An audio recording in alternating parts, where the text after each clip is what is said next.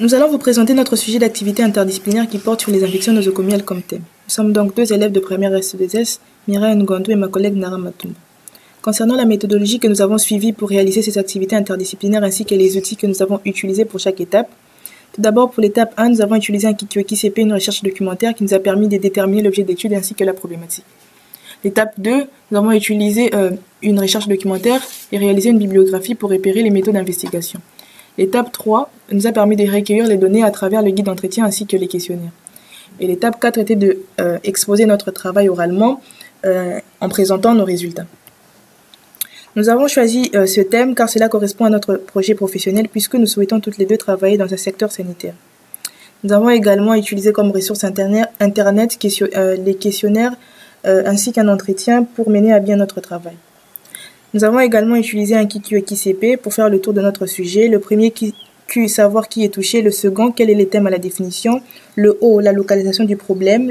Le dernier Q, quand est-ce qu'on est touché. Le C, comment, quelles sont les principales manifestations. Et le P, pourquoi, quelles sont les causes.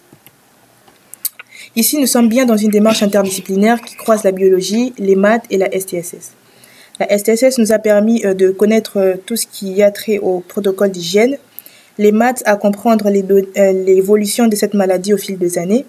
La biologie de connaître les agents pathogènes liés à cette maladie. Donc l'idée était donc de travailler sur un fait de société qui nécessite un regard croisé pour être compris. Nous avons également utilisé une plateforme Google Drive qui nous a permis d'enregistrer les données, l'ensemble de données collectées et au fur et à mesure les analyser. Concernant la bibliographie et la bibliographie, l'idée était donc de collecter des ressources fiables et diversifiées. Pour le protocole d'hygiène, nous avons utilisé 3 sites qui nous ont permis de connaître le fonctionnement du protocole d'hygiène présent dans un établissement de santé.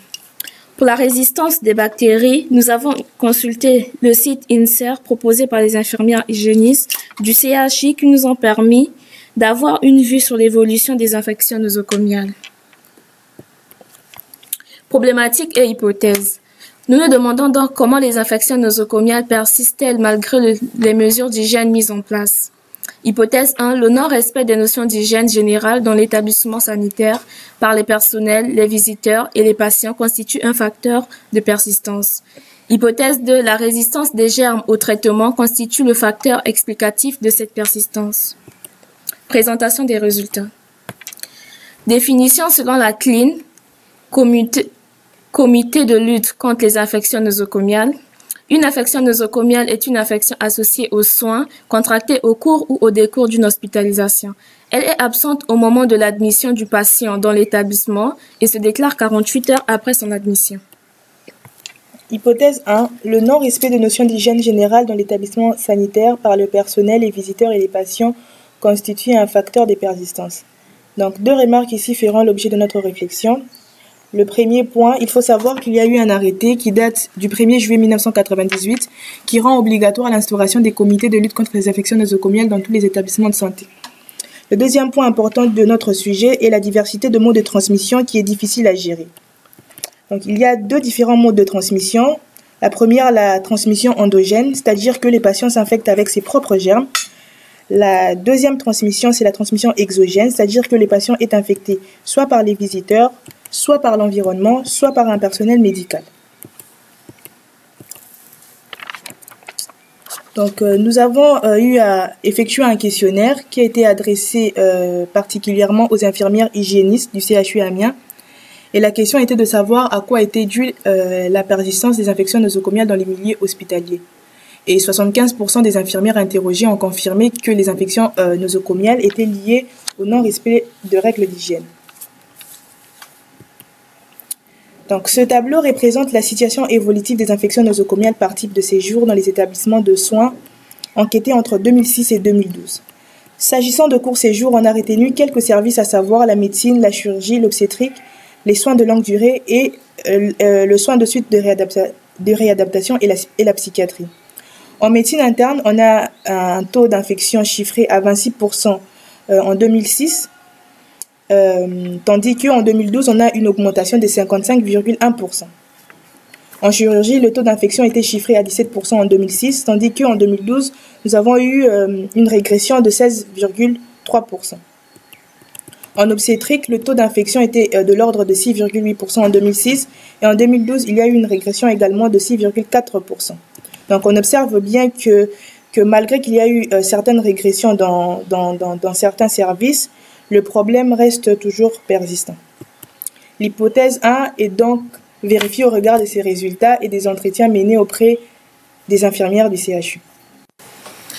L'hypothèse de la résistance des germes au traitement constitue le facteur explicatif de cette persistance. Les germes les plus fréquemment mis en cause sont les bactéries. Alors, qu'est-ce qu'une bactérie? Une bactérie est un micro-organisme formé d'une seule cellule, sans noyau à structure simple, considéré comme ni animal ni végétal. Les bactéries les plus fréquemment rencontrées responsables des infections nosocomiales selon l'ordre croissant dans la structure sanitaire sont le Pseudomonas aeruginosa dans 8% de cas. Il se trouve dans des milieux humides, à savoir des robinets, des tuyauteries. Le Staphylococcus aureus dans 16% de cas qui se cache dans la muqueuse du nez ou de la gorge. Mais attention, celui qui est tout seul responsable de 26% des cas dans des désinfections nosocomiales est l'Escherichia coli qui se trouve dans des intestins et dans ce cas, il se trouve hors des intestins. Quelques bactéries ayant fait l'objet d'une étude de la résistance de certains micro-organismes face aux antibiotiques, il y en a plusieurs, mais nous avons pris soin d'en retenir que quelques-uns pour des raisons méthodologiques. On a eu 95,4% en 2006 contre 90,2% en 2012. Il y a donc une régression de moins 5,2% en Escherichia coli. En Staphylococcus aureus. Nous remarquons que pour l'Escherichia coli, nous avons 84,4% en 2006 contre 87,1% en 2012. Il y a donc une augmentation de plus 2,7%. Le Pseudomonas aeruginosa présente 90,1% en 2006 contre 89,8% en 2012. Il y a donc une régression de 0,3. L'hypothèse 2 est vérifiée au regard des recherches documentaires et des résultats de l'INSERM. Conclusion. Donc je vais reprendre ma problématique.